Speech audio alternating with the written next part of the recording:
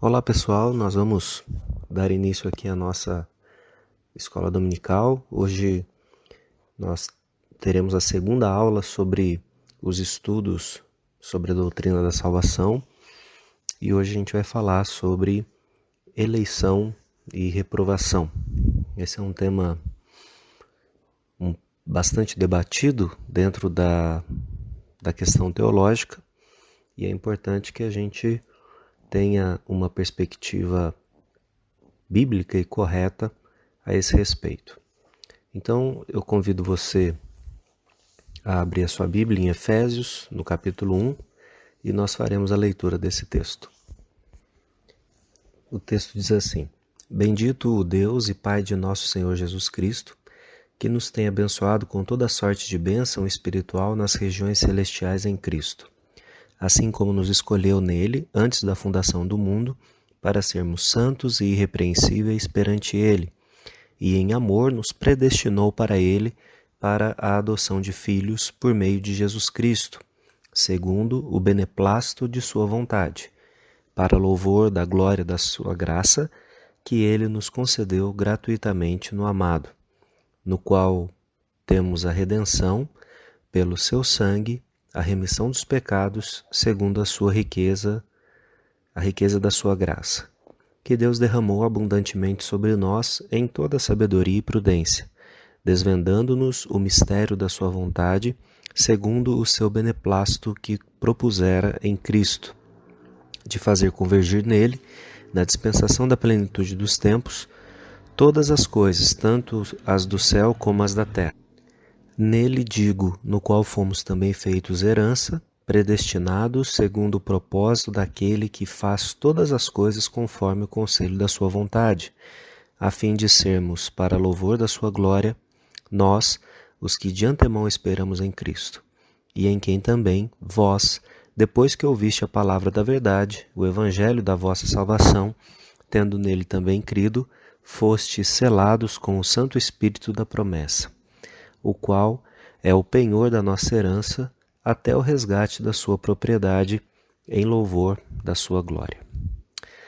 Bom, nós lemos do verso 3 ao verso 14, e esse é um texto onde o apóstolo Paulo faz uma explanação a respeito de algumas doutrinas que precisam ser mencionadas hoje.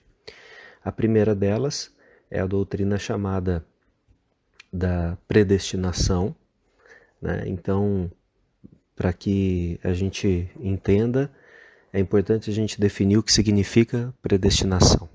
Então, pense que quando você vai fazer uma viagem, você estabelece um destino para você chegar.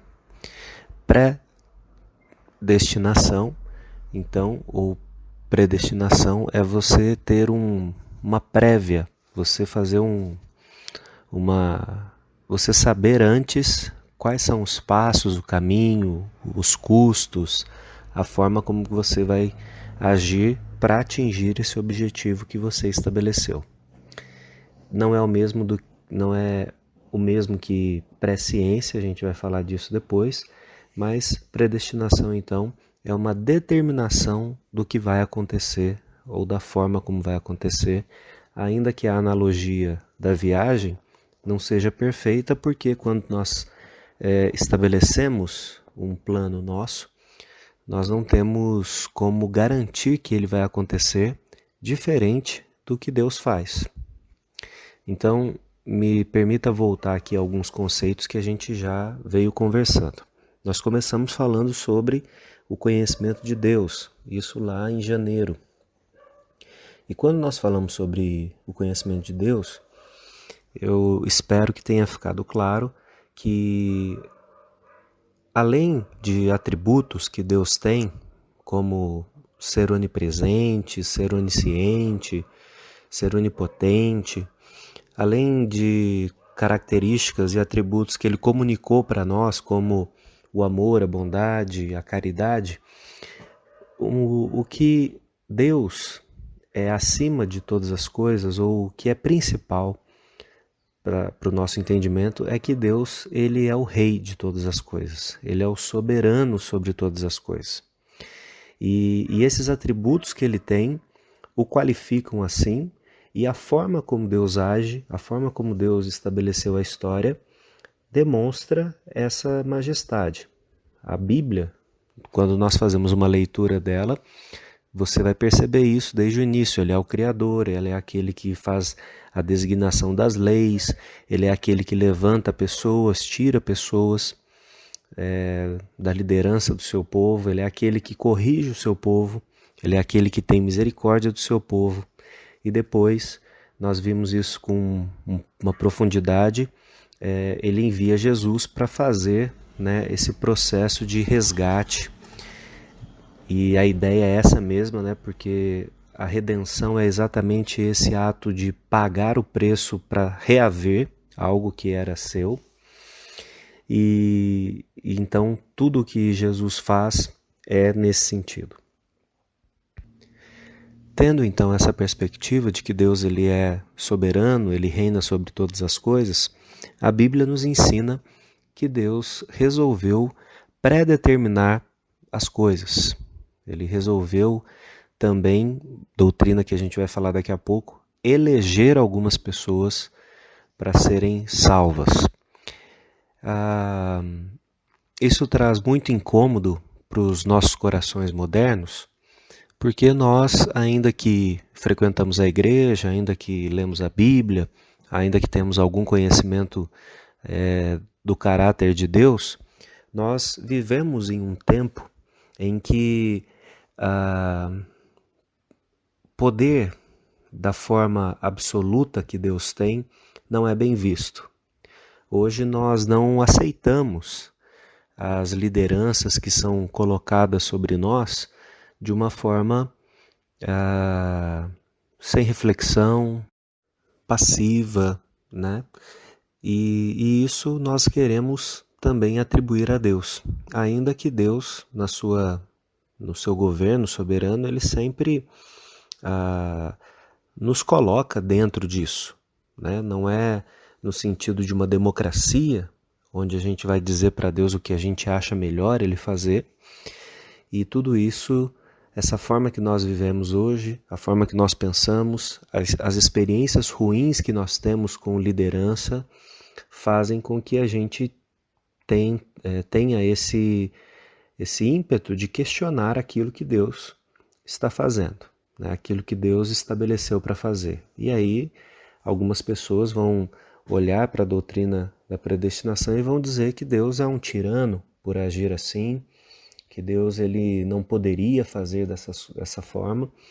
E aí, eu e você precisamos fazer o exercício de olhar para aquilo que a Bíblia nos ensina, em primeiro lugar, e colocar a nossa perspectiva de mundo a partir do que a Bíblia diz. Porque a afirmação que nós fazemos é que a Bíblia é a nossa regra de fé e prática, e não o sistema atual, político, econômico que nós vivemos.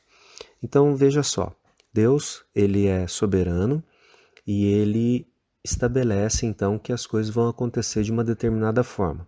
Eu vou dar um exemplo geral e depois eu volto para um exemplo específico da nossa salvação.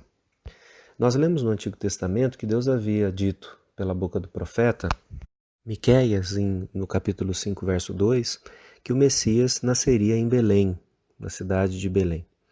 E nós lemos em Lucas 2, no primeiro verso, literalmente o seguinte: naqueles dias foi publicado um decreto de César Augusto, convocando toda a população do império para recensear-se. Veja bem, Deus havia dito com o profeta Miqueias, talvez 400, 500 anos antes, que o Messias nasceria na cidade de Belém. César Augusto, que era o imperador da época, ele estabelece que todo o povo deveria fazer um recenseamento e ele certamente não conhecia José, não sabia que ele era da cidade de Belém, não sabia que a mulher prometida a ele, chamada Maria, estava grávida e que a criança que ela carregava no seu ventre deveria nascer em Belém. Então, nos parece aleatório uma série de coisas acontecer para que Jesus venha a nascer. Na verdade, a viagem começa no momento em que que ele está prestes a nascer, e eles chegam então a Belém, e ele nasce ali da forma como Deus havia dito. Então, uma coisa que precisa ser dito, né, é que Deus ele predestina as coisas, mas os agentes humanos estão agindo, né? Eles estão fazendo as coisas. Então César Augusto não pensou, não teve uma revelação para fazer o seu decreto. Ele fez o que ele achava que tinha que fazer, mas dentro daquilo que ele estava fazendo, Deus estava conduzindo a história. Então, de modo geral, a predestinação ela pode ser entendida ou ela acontece, ela fica ilustrada nessa nossa aula aqui dessa forma. Agora nós estamos falando também, como nós estamos falando sobre salvação, nós precisamos falar da predestinação em um outro sentido, que é o sentido da salvação, da eleição, né?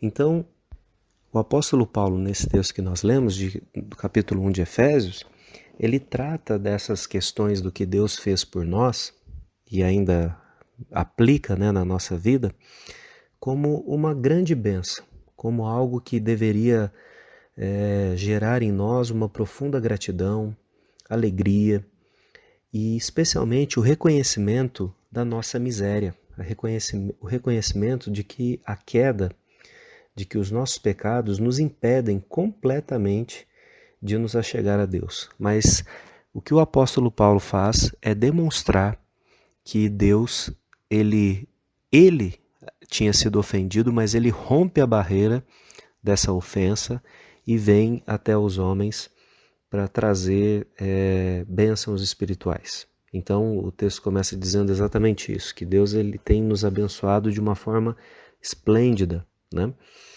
E eu preciso dizer aqui que muitas vezes, especialmente jovens teólogos e pessoas assim que começam a se encantar, né, com a teologia, eles acabam entendendo errado a questão da predestinação como se fosse uma licença para viver uma vida de qualquer forma, porque se Deus determinou que eu vou ser salvo, elegeu a minha vida para que eu seja salvo, eu não posso perder isso, né? Deus ele é soberano, ele bateu o carimbo sobre a minha vida, então eu posso viver de qualquer jeito. Aqui eu preciso fazer um alerta de que não é isso que o apóstolo Paulo ele está dizendo, porque, na verdade, à medida que nós entendemos que Deus nos predestinou, nos elegeu, tem nos abençoado, o que vai gerar em nós é humildade e não arrogância, muito menos disposição em nós para ficar discutindo com outras pessoas, que talvez você tenha visto já alguma coisa disso. É um debate entre calvinistas, que é a nossa linha teológica, e arminianos, que aí é outra linha teológica. Basicamente a diferença é que o calvinismo entende que Deus elegeu as pessoas que serão salvas, e é por isso então que nós entendemos a graça de Deus, é por isso então que nós somos convertidos, é por isso que nós vivemos uma vida de santidade, enfim. E o arminiano diz que não, é uma coisa que começa no ser humano, porque o ser humano entende que precisa fazer alguma coisa, que precisa corrigir a sua vida, então ele vem ao encontro de Deus, né? É claro, né, a gente pode gastar muito tempo, investir, na verdade, muito tempo sobre esses assuntos, mas o que eu quero demonstrar aqui nesse momento é que o texto bíblico, da forma como o apóstolo Paulo demonstra, da forma como o apóstolo Paulo ensina, a predestinação e a eleição são elementos que estão debaixo de um guarda-chuva maior, que é a doutrina da graça de Deus.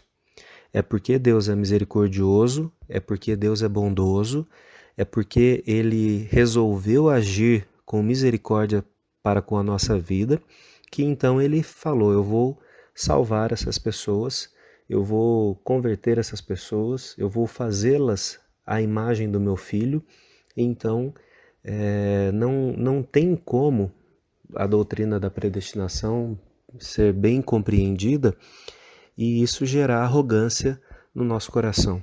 Na verdade, à medida que a gente entende a doutrina da predestinação, o que acontece conosco é esse reconhecimento da nossa miséria. E é o que aconteceu com o apóstolo Paulo. Ele mesmo diz em outros momentos que se fosse por uma condição humana, ele certamente teria atingido o objetivo. Ele era da tribo de Benjamim, ou seja, uma das poucas tribos que permaneceu fiel a Deus.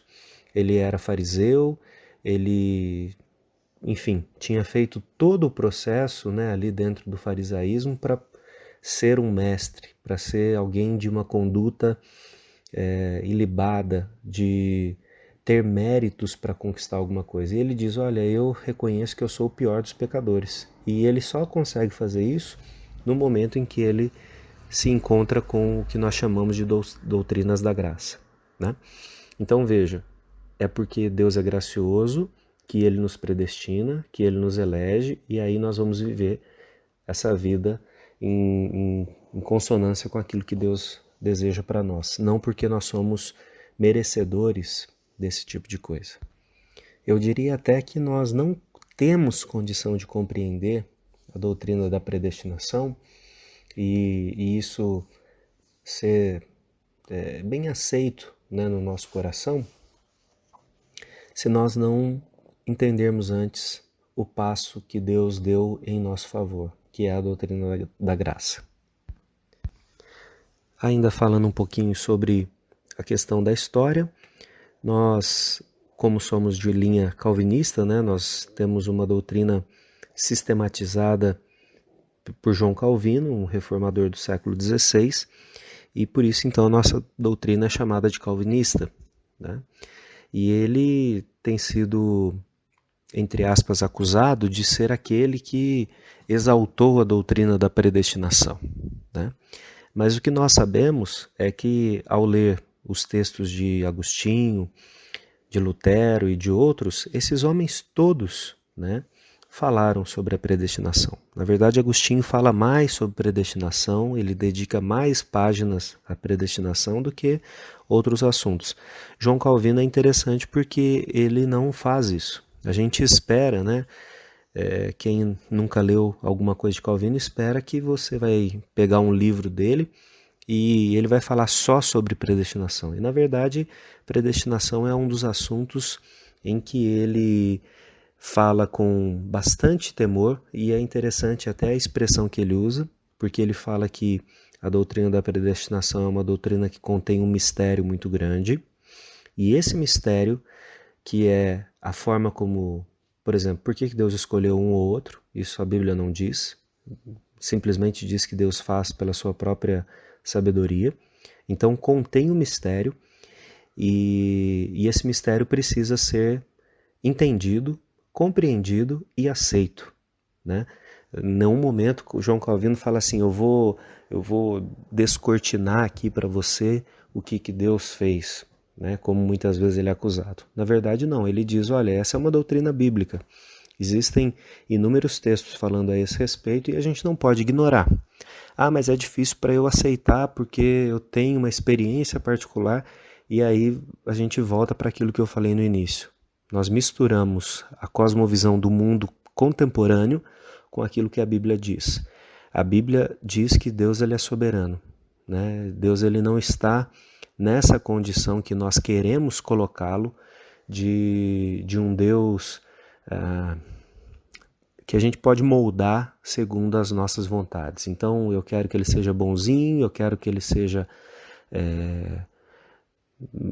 sei lá, do jeito que você quer colocar Deus para que ele se adeque àquilo que nós queremos, né? A Bíblia não trata disso, a Bíblia fala que Deus ele está sentado no trono, só ele pode estar sentado no trono.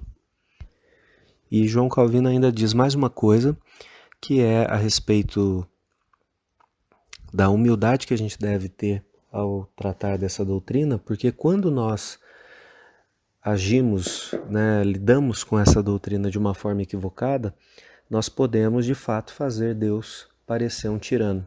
E isso acontece muito, volto lá naqueles entusiastas, né, da teologia, principalmente o pessoal da internet, que fica é porque está filiado a uma igreja reformada, calvinista, fica acusando as outras pessoas das outras igrejas de estarem errados, né? Então, em nenhum momento a Bíblia diz que é porque você é presbiteriano que você é eleito.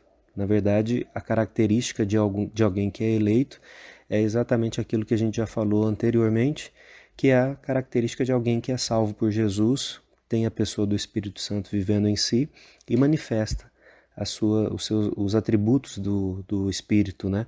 Ou seja, o fruto do Espírito. Então é isso que faz alguém ter característica de alguém que é eleito, não ser membro da igreja e muito menos ser pastor ou ser oficial da igreja. Então isso a gente precisa seguir o conselho aqui de João Calvino e tomar muito cuidado com isso. Então o apóstolo Paulo ele associa a doutrina da predestinação, que é essa determinação de Deus, à doutrina chamada da eleição. A eleição, em resumo, é o fato de Deus ter selecionado algumas pessoas para serem salvas por Jesus. Antecipo aqui que a Bíblia não diz quantas são essas pessoas, então, ainda que a gente possa imaginar, não é possível a gente determinar. Nós não sabemos se Deus elegeu 99% das pessoas e 1% vai ser condenado ou fez o contrário, isso nós não sabemos, né? O que nós sabemos é que Deus ele é suficientemente misericordioso e amoroso para ter um critério justo, um critério que inclua toda a personalidade dele, que é de bondade, de misericórdia e de gratidão. A parte difícil dessa doutrina é que se Deus elegeu alguns para a salvação, automaticamente os outros são reprovados. Aqui a gente tem até um arrepio na coluna, porque a gente fica pensando quem é o reprovado e quem é o eleito, né? O que podemos dizer com certeza é que Deus ele é misericordioso o suficiente para saber o que faz e a forma como faz. E se você olhar o verso 5 de novo, de Efésios capítulo 1, o texto diz que Deus fez todas as coisas para que o alvo final, que é a sua glória, seja manifestada. Então é muito diferente a gente olhar por essa perspectiva do que olhar pela perspectiva de que Deus ele tem obrigação. Inclusive, é importante a gente falar sobre Deus ter obrigação de nos salvar, porque se você se lembra de quando nós estudamos a doutrina do pecado, eu acredito que tenha ficado claro que nós, por pecar, e você sabe muito bem que você é um pecador, e que todo pecado é contra Deus, então se Deus for se a gente exigir que Deus faça justiça, todos nós devemos ser condenados. Todos nós, em absoluto. Não há ninguém que possa levantar a mão e dizer eu não vou ser condenado porque eu sou justo, né? Então todos nós somos pecadores. Então se a gente exige que Deus seja justo, todos nós estamos condenados. O que a Bíblia diz é que Deus resolveu não agir exatamente dessa forma sobre nós, mas ele colocou a justiça dele sobre Cristo. E à medida que a justiça de Deus foi satisfeita em Cristo, então ele faz esse resgate nosso. Eu gostaria de indicar aqui 2 textos para você ler na sua casa, e aí você vai fazendo as reflexões a esse respeito. Na verdade, são 3 textos. O primeiro deles é o que nós lemos, capítulo 1 de Efésios. Gostaria que você lesse Romanos capítulo 9 e gostaria que você lesse João 10. João 10, Jesus diz que ele é o bom pastor e que ele dá a vida pelas ovelhas e que aquelas ovelhas que são dele, ele não as perde. Esse é o primeiro sentido importante que nós temos da doutrina da predestinação e eleição, porque ela nos garante que aquilo que foi feito por Cristo é eterno. Então, se ele nos salvou, se o nosso nome, se nós somos dele, não há nada que vai nos tirar dele, né? O texto de Romanos 9 é um texto onde o apóstolo Paulo argumenta a respeito da eleição de Jacó e da reprovação de Esaú como um exemplo, né, de como Deus agiu, né? Então ele diz que antes que os dois nascessem, lembra, eles eram gêmeos, nasceram ali, né, naturalmente no mesmo dia, não tinha como eles terem feito alguma coisa para o seu mérito ou demérito, mas o texto diz que Deus resolveu eleger Jacó e não Esaú. Se nós pensarmos na vida de Jacó antes daquele encontro com Deus em que ele é tocado na coxa e fica manco, e Deus depois vai mudar o nome dele para Israel, de fato Jacó não tinha nada nele que fizesse sentido Deus elegê-lo, porque ele era um homem como qualquer outro homem, corrupto, ganancioso, não perdia a chance de enganar as pessoas, e talvez a gente até encontre outras pessoas com critérios de moralidade mais elevados do que o de Jacó. Mas mesmo assim o texto diz que Deus o elegeu, e aí vem a parte interessante, porque ele era escolhido, Deus vai lá e transforma a vida daquele homem, e muda a vida dele. Então é assim que acontece conosco também. Deus nos encontra na história da nossa vida e nos transforma exatamente porque Ele resolveu que cada um de nós seremos filhos e filhas dele. Eu preciso dizer ainda uma última coisa antes da gente caminhar para encerrar, que não seria possível, irmãos,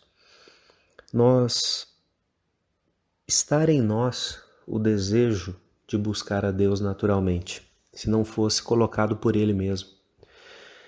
Porque a Bíblia diz que nós somos filhos da ira, né? Que nós odiávamos a Deus, nós fazíamos tudo em oposição a Deus. Se você parar para pensar na sua vida, antes de você ter um encontro com Jesus, que Ele transformou de fato o seu coração, você vivia assim. Você não se preocupava com o que Deus pensava, se Ele existia ou não, não importava.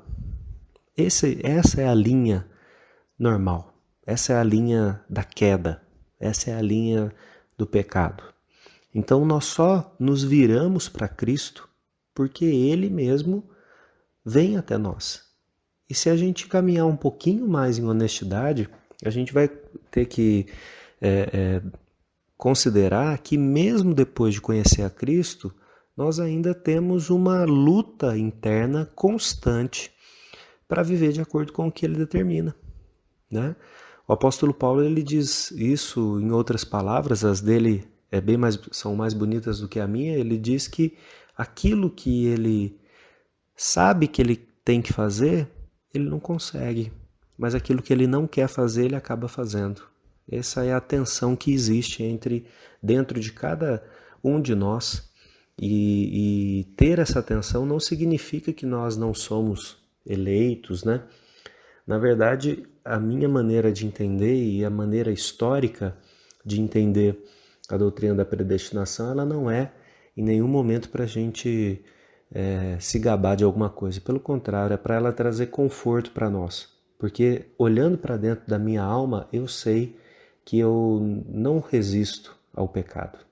Eu sei que eu continuo agindo de maneira equivocada. Mas é porque Ele me elegeu, é porque Jesus é o meu bom pastor, como diz João 10, que eu não vou ficar perdido, eu não vou ficar para trás do rebanho. Ele é suficientemente bom para dar a sua vida por mim e de me chamar e eu ouvir a voz dele, saber que é a voz dele, porque ele é o meu pastor. Então eu gostaria que você lesse esses textos que eu indiquei, e caso você tenha dúvidas, você pode perguntar. Eu entendo que muitas vezes é uma doutrina difícil, né, para o nosso coração, mas pense nela exatamente como a garantia, como o conforto que Deus nos dá de que nós não ficaremos para trás, né, de que Ele fez tudo o que Cristo fez na cruz, foi por mim, por você, e para cumprir aquilo que Deus determinou. Então, sabendo disso, vamos viver para a glória de Deus, alegres como o apóstolo Paulo fez em Efésios 1.